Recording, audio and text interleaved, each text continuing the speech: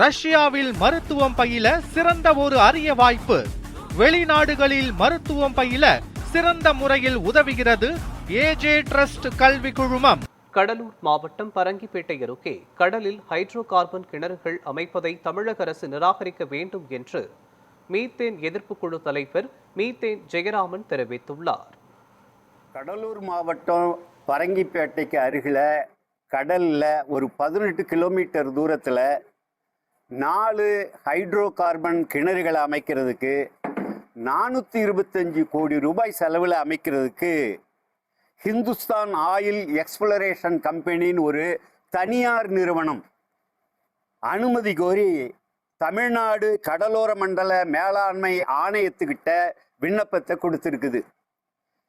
இதில் வரக்கூடிய பாதிப்புகளை நம்ம எல்லாரும் தெரிஞ்சு வச்சுக்கணும். ஏதோ எண்ணெய் கிணறு 18 கிலோமீட்டருக்கு அந்தாண்டுன்னு கருதக்கூடாது. அது ஷேலோ வாட்டர்னு சொல்லக்கூடிய பகுதி தமிழ்நாட்டினுடைய கடலோர பகுதியை பெரிய அளவுக்கு பாதிக்கும். அவங்க அங்கே எண்ணெய் கிணறு அமைச்சா ரசாயனமும் எண்ணெய் கசிவும் அந்த பகுதியை கலந்து கடல் சூழல்ங்கிறது சுத்தமாக வீணா போயிடும். ஆகவே இவ்வளவு ஆபத்துகள் இருக்கு.